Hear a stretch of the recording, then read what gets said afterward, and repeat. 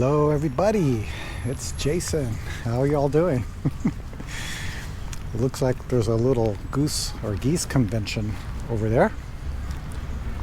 It's a beautiful Friday here in Santa Clara, California. The sun is out as usual, blue skies as usual. Just wanted to talk to you about an experience that I had and also some questions I get on occasion about our practice and making mistakes. Sometimes I hear, I've been practicing for so long and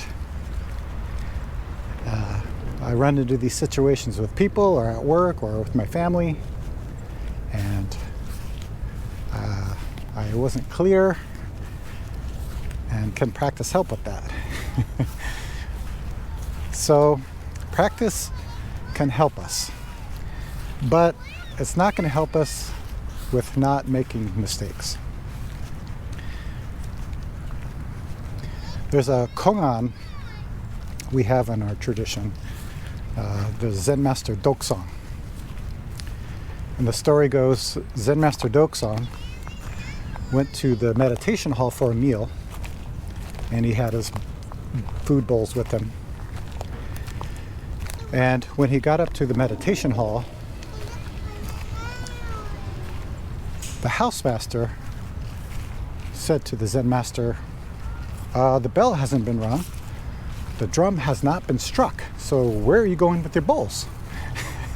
So the bell and the drum is the signal to come to the meditation hall for a meal. Doksan didn't say anything to this housemaster. He just turned around and went right back to his room. So the housemaster is confused. He's thinking, what's going on with this guy? Is he not clear? Is he senile? Is this a special teaching? So the housemaster went to the head monk and told him the situation of what happened. And the head monk said, Zen Master Doksan does not understand the last word, which means he doesn't understand his correct function. So rumors going around in the temple, just like any other place. And Doksan hears about what the head monk said about him and called for the head monk to come to his room. And when the head monk entered the room, Doksan said, "Do you not approve of me?" Very upset. So the head monk whispered something in the master's ear, and said Master Doksan was relieved. So it's kind of an interesting story, and a story that we encounter quite often. So we have 4 questions, well actually 5 for a bonus question. The important question though is, what did the head monk whisper into the master's ear?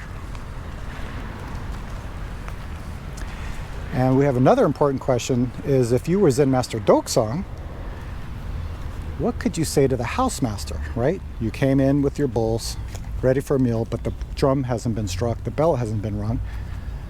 So how do you reply to this housemaster, because his action wasn't clear? He just walked away. And you can think about maybe some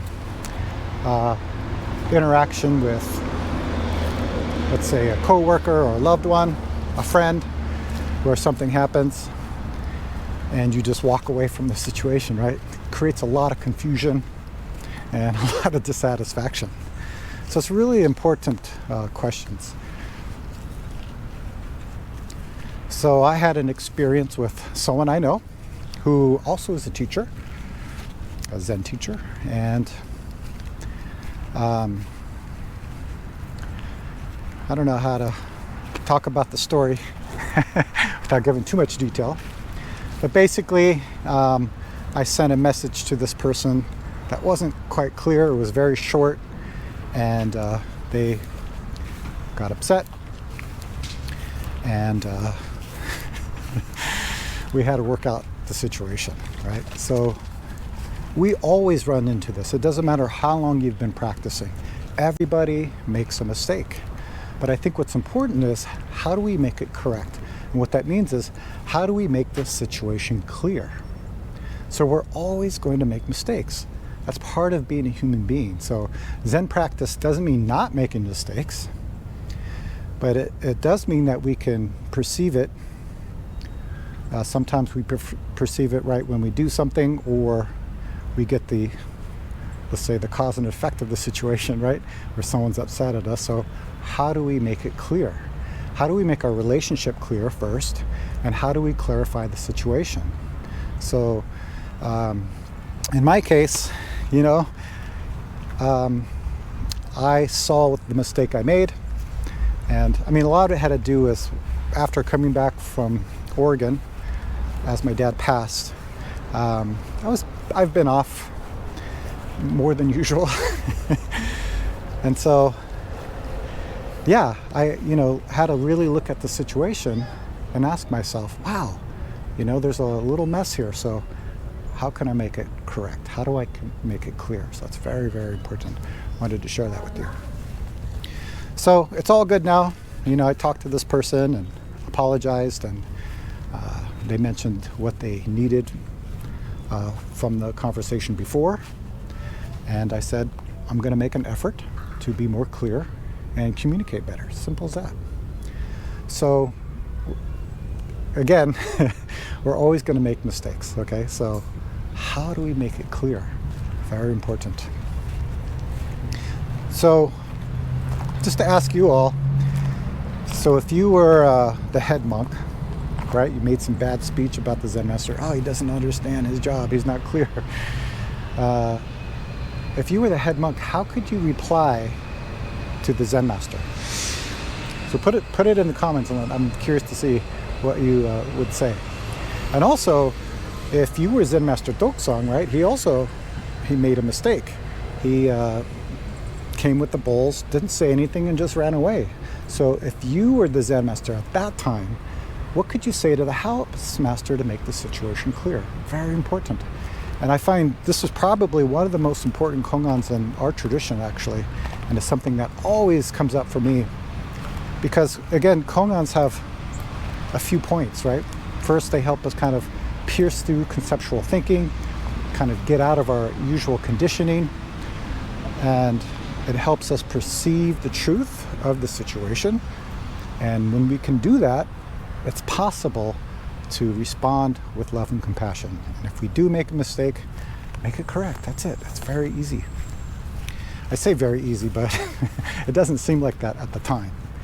But if we're honest about our practice too, we're not perfect. Practice doesn't mean that we become these perfect beings. We're still human beings. We still have karma. So it's about making our karma clear and making our relationship clear with everybody we encounter. So that's what I learned. It's a moment-to-moment process. We have these 4 great vows that we say in the morning. You probably heard this before, but one of them is sentient beings are numberless. We vow to save them all. But the second one's very important too. Delusions are endless. We vow to cut through them all, right? So it's not like you practice, you get enlightenment or experience this original enlightened nature, and then everything's fine. It's not like that. Every moment, delusion appears. So how can we pierce through that and respond in a way with love and compassion?